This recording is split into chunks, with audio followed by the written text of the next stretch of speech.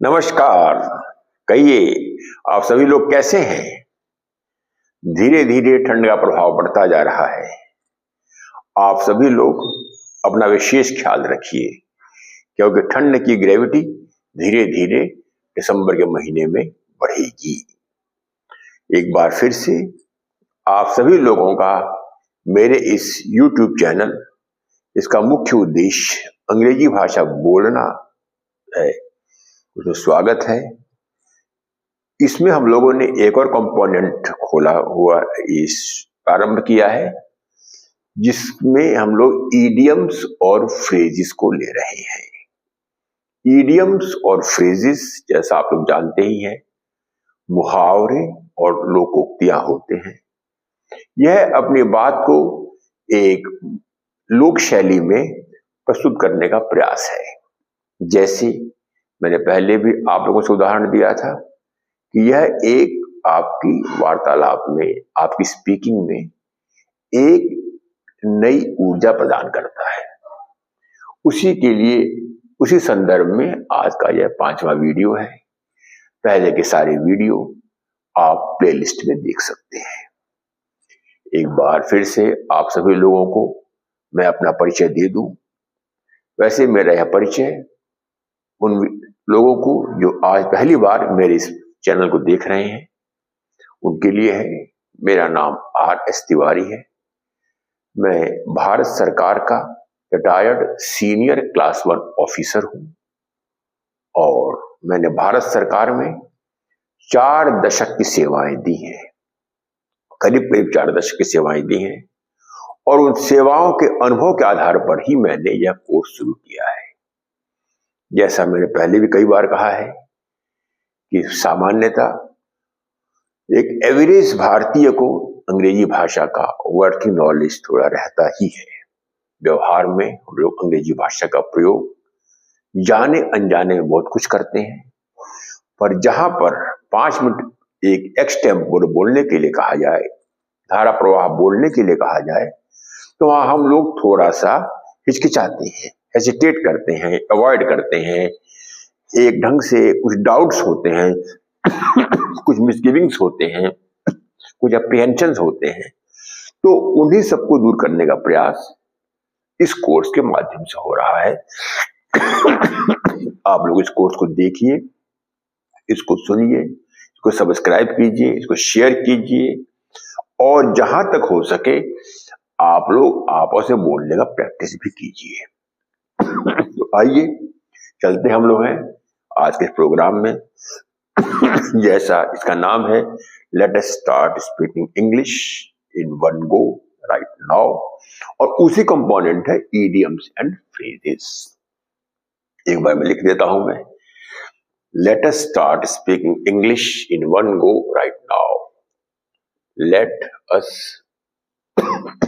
Start speaking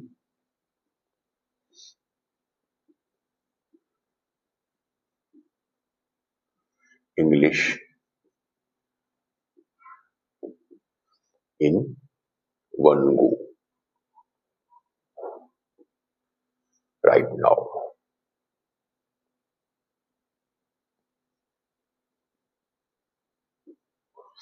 मुख्य उद्देश्य speaking और उसी के थीम में है ये इडियम्स एंड फ्रेजेस, जो आपकी स्पीकिंग को एक नई दिशा देंगे। इसका हिंदी होगा, आइए अंग्रेजी भाषा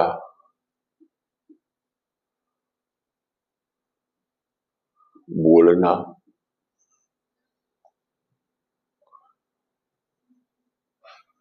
सीखें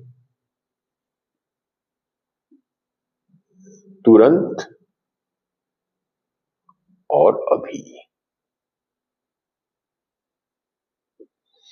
सारा उद्देश्य सीखना, बोलना है, और इसके माध्यम से आप लोग देखेंगे कि आप अंग्रेजी भाषा में प्रवीणता बढ़ती चली जाएगी। जैसा कि बताया, आज इडियम्स और फ्रेजेस, मुहावरे और लोकोक्तियां, उस पर ले रहे हैं हम लोग। आज का हमारा कॉन्सेप्ट है मुहावरे और लोकोक्तियां में आइडल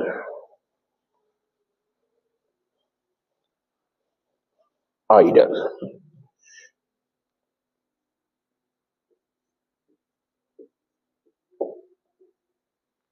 आइडल का मतलब क्या होता है? इसका मतलब होता है आलस्य। आलस्य या काम को टालना या काम को अवॉइड करना मुख्य उद्देश्य होता है किसी भी प्रकार से आलस्य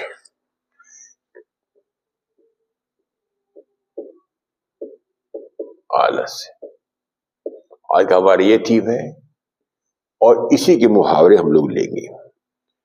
इसका जो बच्चे इस प्रोग्राम को देख रहे हैं, ये जो आजकल एक कॉन्सेप्ट चला है आपस में बोलने का कॉलोक्वियल सेंस में, चिल आउट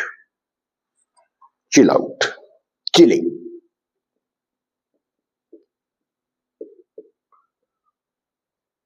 एक और कॉन्सेप्ट चला है नेटफ्लिक्स एंड चिल।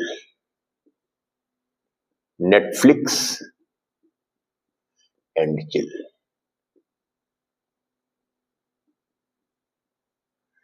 यह बेसिकली यह दो वाक्य हैं। एक और शब्द है वेगिंग आउट।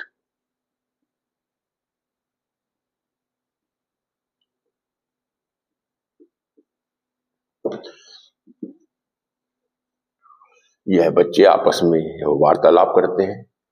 तो बेसिकली यह इसी सेंस को कॉन्वे करने के लिए आजकल एक नया सेंस चला हुआ है, chilling, Netflix and chill, weighing out. Concept वही है, आइडल चलेंगे हम लोग। इसका एक मुहावरा लेते हैं हम लोग, है to let the grass grow under the feet.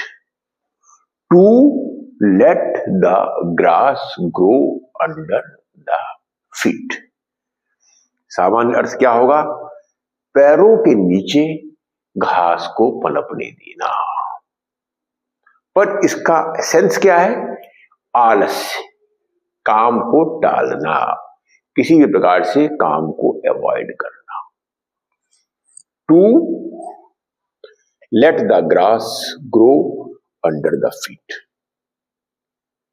To let the grass grow under the feet.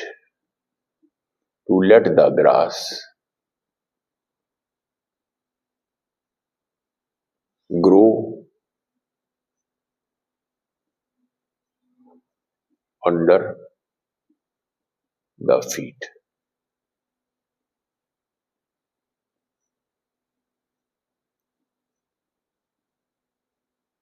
जब मुहावरा है, इसका मतलब क्या है? To remain idol.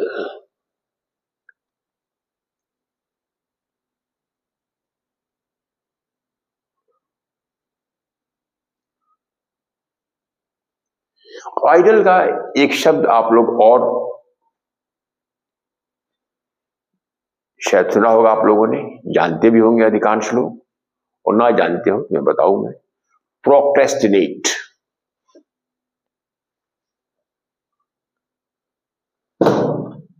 PROCRASINATE।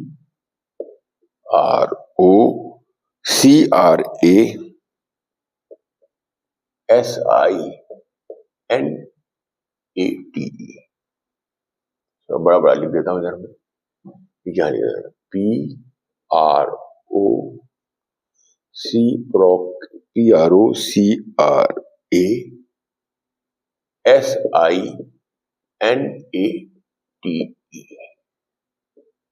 इसका भी मतलब आइडल ही होता है,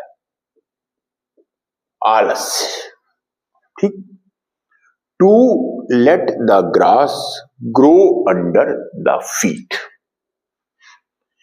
to let the grass grow under the feet. इसका मतलब क्या है?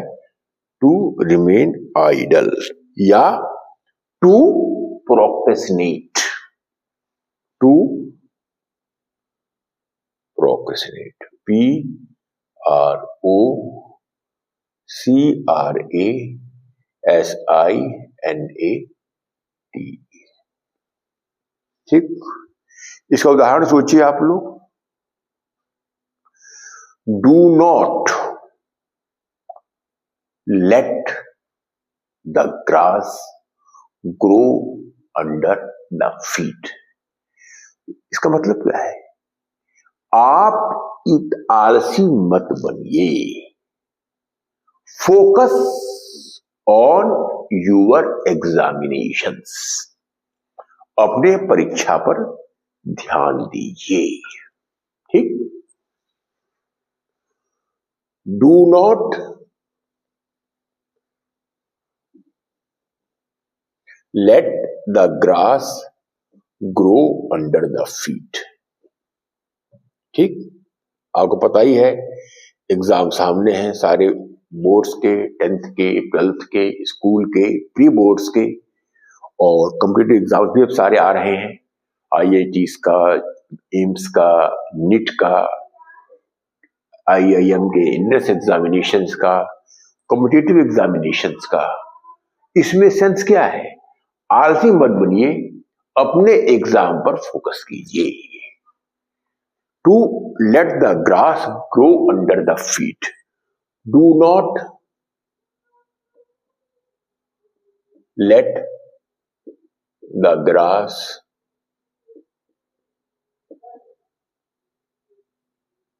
grow under the feet।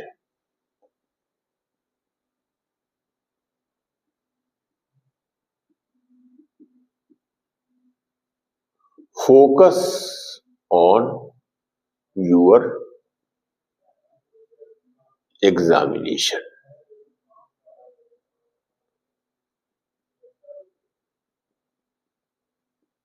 ठीक, आप आलसी मत बनिए, अपने एग्जाम पर फोकस कीजिए। Do not let the grass grow under the feet. ठीक, और उदाहरण सोचिए कुछ। एग्जाम, आप आलसी मत बनिए, एग्जाम्स खिड़की से देख रहे हैं, परीक्षाएं खिड़कियों से देख रही हैं। कैसे लिखेंगे इसको आप? Do not let the grass grow under the feet. The incoming examinations are peeping from the window. ये है कि एग्जाम सामने है, आप फोकस कीजिए। Do not let the grass grow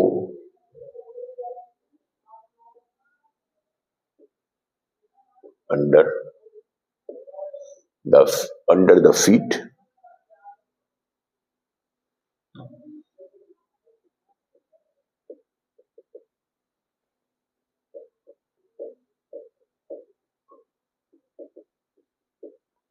The examinations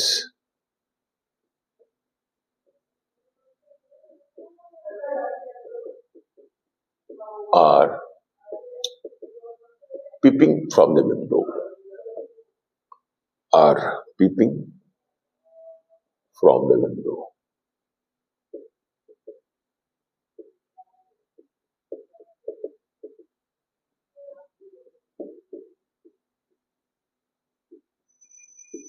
ठीक, या do not let the grass come under the feet। the examinations are, एक और हो सकता है इसको, the examinations are on cards। do not let the grass grow under its feet। the examinations are on cards। Examination बिल्कुल सामने है। do not let the grass grow under its feet। the examinations are on cards। do not let the examination Do not let the grass grow under its feet.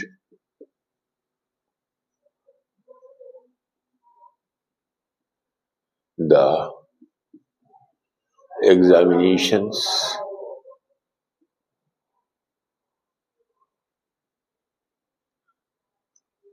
are on cards. ठीक,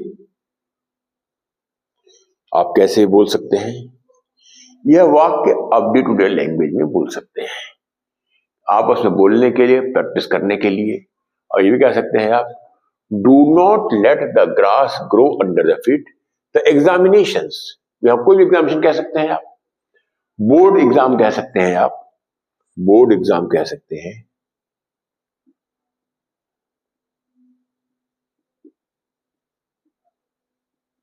competitive of engineering examination कह सकते हैं आप, engineering examination.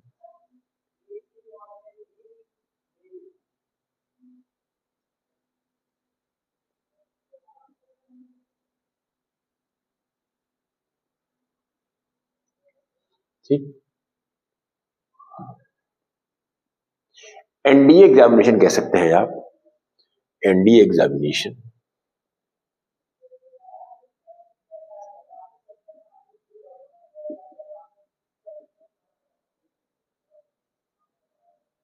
ठीक, medical examination कह सकते हैं, कोई भी एग्जामिनेशन कह सकते हैं आप।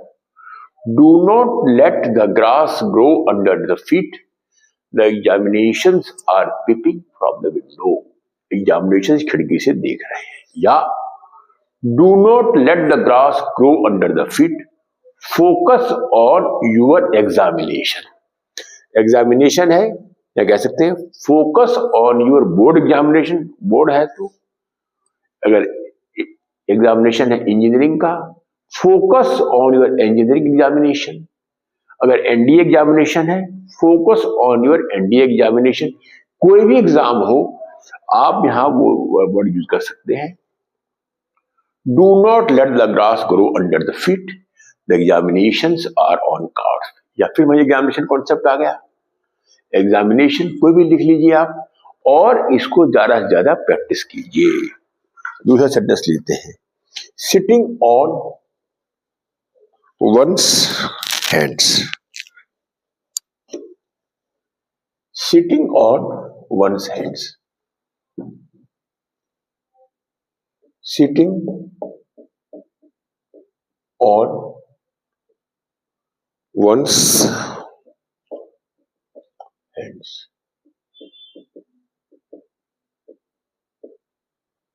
Sitting on one's hands. इसका अर्थ क्या है? आइडल, आराम से बैठे रहना, किसी प्रकार से अवॉइड करना। टू आइडल या प्रोक्रेस्टिनेट, PROCRASINATE।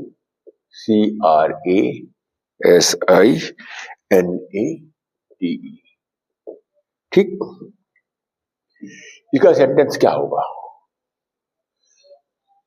इसका sentence, when the project was falling apart। ये प्रोजेक्ट है, जब खत्म हो रहा था, बिखर रहा था, the manager was sitting on its hands, allowing it to see its natural death। तो लिख रहा हूं इसको मैं, when the project was falling apart,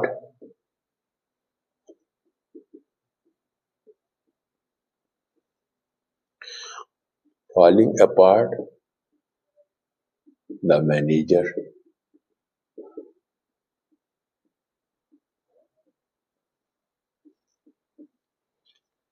just sat on his hand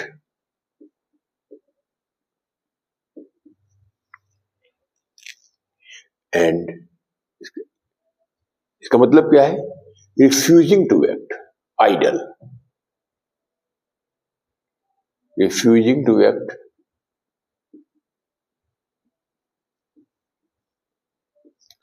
idle,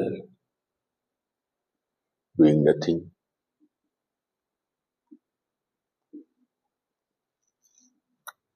and did nothing.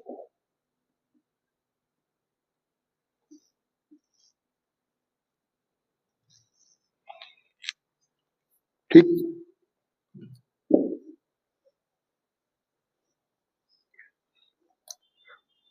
when the project was falling apart, जब ये project है, कितनी बार देखा होगा आपने, कोई स्कीमें होती हैं, प्रोजेक्ट होता है, घर में कोई टारगेट्स होते हैं, आपकी ऑर्गेनाइजेशन में कोई मिशन होता है, कितनी बार वह सक्सेस नहीं हो पाता।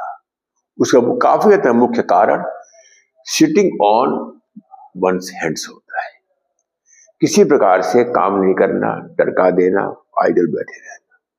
उसी तरह का सेंटेंस एक है, when the project was falling apart, जब प्रोजेक्ट जब बिखर रहा था, the manager just sat on his hands, manager आराम से बैठा हुआ था, idle, and doing nothing.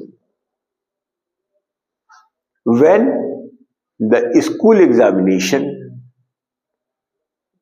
इसको और सोचिए आप लोग, जब स्कूल के एग्जामिनेशन चल रहे हैं, जब स्कूल के एग्जामिनेशन को पढ़ाने का टाइम था, तो मैनेजमेंट आराम से बैठा हुआ था और कुछ नहीं कर रहा था। या जब बच्चे जब बारिश में भीग रहे थे, कितनी बार देखा होगा आपने, बारिश में भीग रहे होते हैं, उस समय बच्चों को आवश्यकता होती है कुछ सुरक्षा की, तो उस समय कह सकते हैं आप, when it was raining, the management of the school just sat on the hands and did nothing. इसी प्रकार से जब तूफान आए और कितनी बार देखा होगा आप लोगों ने, कभी कभी सहायता नहीं मिल पाती है, उसका कुछ हद तक कारण ये भी हो सकता है जब टालने का प्रयास किया जा रहा हो। तो ये उदाहरण आप ले सकते हैं आप, the project was falling apart, the manager just sat on his hands and did nothing. और उदाहरण सोचिए आप लोग, do not sit on your hand for long, focus on the mission. आप आराम से मत बैठे रहिए, मिशन पर फोकस कीजिए, एग्जाम पर फोकस कीजिए, आप एग्जाम सामने उसको फोकस कीजिए। Do not just sit on your hand. Do not just sit on your hand. Focus. Speak up if you have any idea.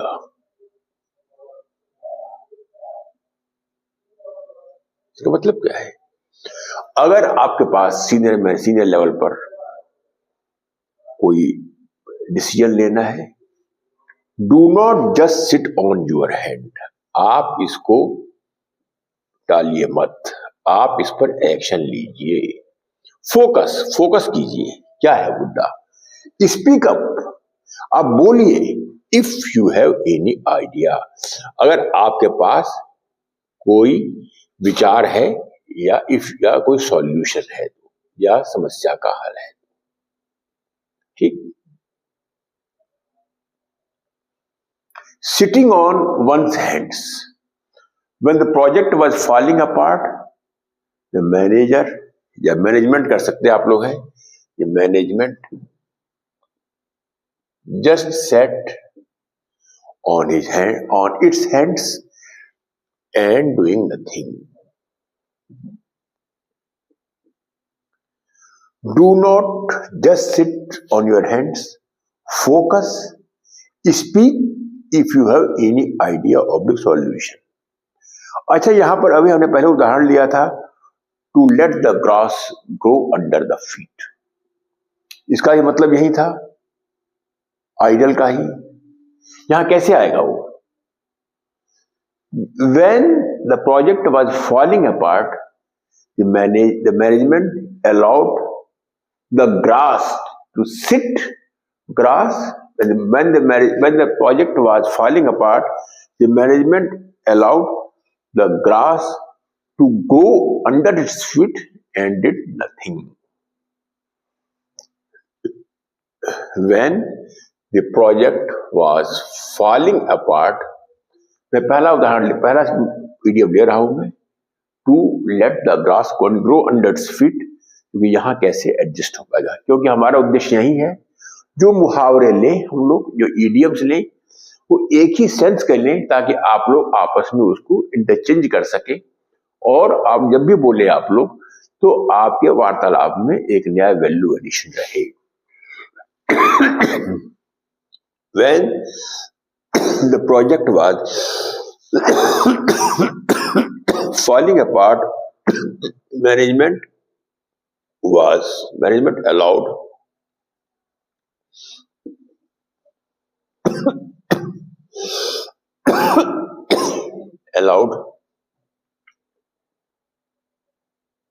seemed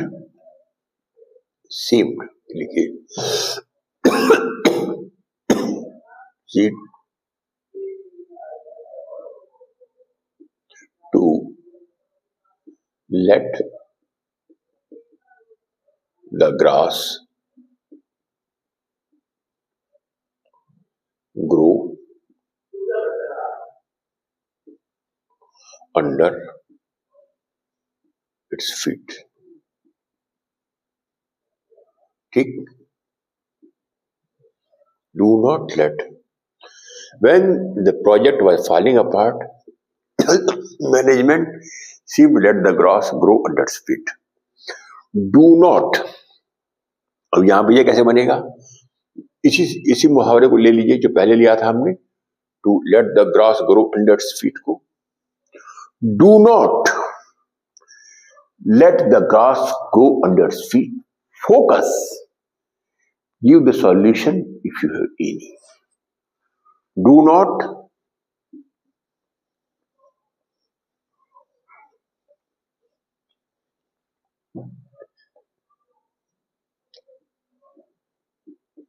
let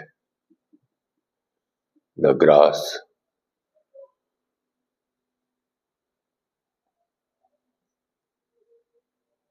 grow under its feet.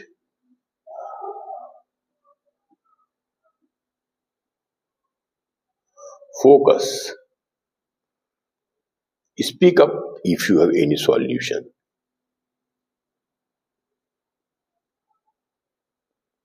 If you have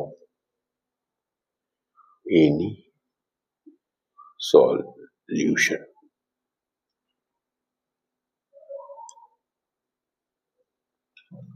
हमारा उद्देश्य इस course का यही है कि आप लोग जो भी मुहावरे सीखें, जो पढ़ें, उसको आपस में आप इंटरचेंज करना भी सीखें, क्योंकि किसको कैसे यूज करना है। अभी हमने 2 मुहावरे लिए थे, to let the grass grow under its feet. पहला उदाहरण क्या लिया हमने? Please focus on the examination. Do not allow to let the grass grow under your feet. The examinations are on cards. Examination सामने है।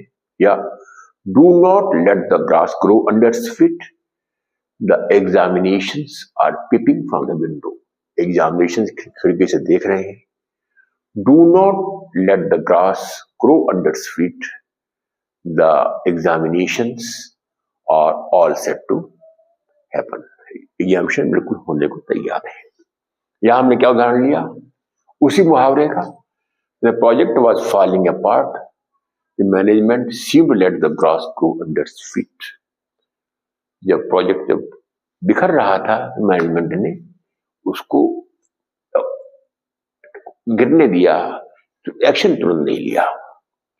Do not let the grass grow under feet, speak up if you have any solution. दूसरा हमने उदाहरण लिया था, sitting on one sides, the project was falling apart, the management was sitting on it's hand and doing nothing. Do not sit on the hand, focus and deliver solution. या do not sit on your hand, examinations are peeping from the window.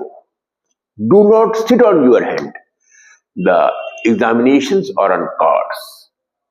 Do not sit on the window, do not sit on your hand, the examinations are all set to happen very soon. तो आज हमने दो उदाहरण लिए हैं। आप लोग इसको प्रैक्टिस कीजिए, जहां तक उसको प्रैक्टिस कीजिए आप लोग, और इसके बाद हम लोग इसी श्रृंखला को आगे बढ़ाएंगे। एक बार फिर से आप सभी लोगों का धन्यवाद। इस वीडियो को देखिए, सुनिए, समझिए, फॉरवर्ड कीजिए, शेयर कीजिए, और इसको आप लोग अपने डे टू डे वार्तालाप में भी लाइए, क्योंकि हमारा कोर्स का उद्देश्य स्पीकिंग है, और उसी कंपोनेंट ये इडियम्स और फ्रेजेस, मुहावरे और लोकोक्तियां है।